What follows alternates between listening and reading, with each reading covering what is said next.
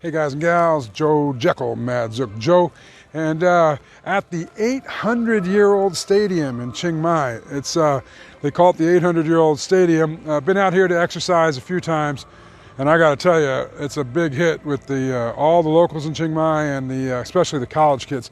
There are, man, on the trails and the stuff around here, I got to say, I bet you there's at least 3,000 people out here tonight working out and running and riding and just rollerblading and just breathing in that air. We'll get you a nice shot of the mountains here in a minute, and you can see it's just a beautiful place. So right here is the stadium, and I've been in quite a lot of stadiums and all around the world over my life, and with my playing sports and working with all the athletes. And I got to say that I don't believe this is the actual 800-year-old stadium. I believe that there was one that sat on the ground there, right? So after it sat there, we don't know when they rebuilt it, okay? I don't know enough of the history about Chiang Mai to tell you this. It just was a great spot. I was exercising, wanted to take advantage of it because something came into my mind. A proximity to greatness. When you start talking about an 800-year-old stadium, you're talking about some really great events that happened here. Now, I know, Thailand hasn't really won like Olympic gold medals and a lot of sports and that kind of stuff. And most people, when they think of different countries, they don't really, plug Thailand in as one of the top, athletic countries. But the people here are very fit, and it's a great way of life, the fitness life here, especially in the north of the country. There's a lot of hiking. We've taken you and shown you some mountains around the country. A lot of people ride their bikes here. There's many runners. They have their pastime sport. And what's the name of that pastime sport? What's the name of it? What? The sport. What's it called? Sepak takraw, and so they kick this wood ball and they knee it and they headbutt it, and they can use this like a volleyball, soccer kind of thing, because they can't use their hands, but they can use everything else, but it goes back and forth over a net. They get 3 volleys. It's really great. MADZOOK Joy has been playing it in the park, and it's a little too advanced for me, I think, at this point. I might try it one day. But let's get into the proximity of greatness. So what does a proximity of greatness mean? What am I talking about when I write a full chapter in the book, Best is Temporary, Be Better, or when I work with clients? Exactly this. Throughout life, throughout history, there are people that came before us, and they've had moments of greatness. Now, greatness is a measure, right? That you might think something is great, and other people might not think it's so great, or I might think something is great, and someone might say, what's so great about that, Joe?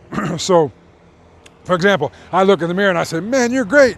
But you might look at me one day and say, not so great. Eh? All right, so it's an adjusted measure. But one thing is undisputed is the historical importance of the people that we unanimously feel are great. All right?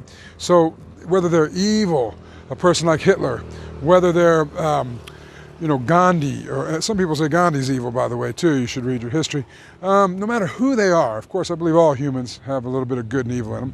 But when they've done something great with their life, they've impacted humanity in some way or another, or even they've done something that no one even knows is great, and it was just the smallest tweak. Both are very important. So what we understand is that surround these types of people in your environments.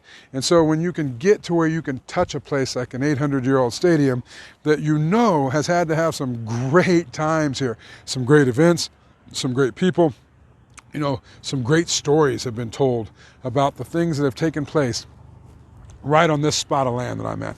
And I know there's one next to you. I know there's a museum. I know there's a park. I know there's a local story. For those of you that travel, you can get other stories. But you can also find a proximity to greatness by going to the park and sitting down and playing with that old guy at the chess. Or, talking to someone that actually knows what the hell they're talking about, right? Listen to their stories. Understand. Learn from them, right? Okay, the internet's filled with stuff, and it's a great tool, and we all love it, and we need it. We couldn't even function as a society without it now, and especially in the global society that we're headed. But even those have to rely on the great minds that came before us. Now, you're also going to have a proximity to greatness with minds that are yet to come. Okay? So if you found yourself within a space and time environment of a person, and they do something for you, they excite you in some way, they motivate you in some way, or you learn something from them, remember that. Remember that about them. Remember that you had a proximity to greatness. Maximize your proximity to greatness. Use it historically. Use it rhetorically. Use it literally. and use it for your present and future environments. Make sure that you try to focus on being around the people that want something great out of life, all right? Now, great is a perspective. We'll leave that perspective up to you. Find a proximity of greatness, make your life better. Thanks for tuning in. I'm Joe Jekel, and we appreciate you stopping by on our impromptu trip to the 800-year-old stadium in Chiang Mai, where we got our workout in, and we just wanted to talk a little bit about greatness. So hopefully you can find a way to be great yourself, and we want to get close to you when you do. Thanks a lot. Have a great day.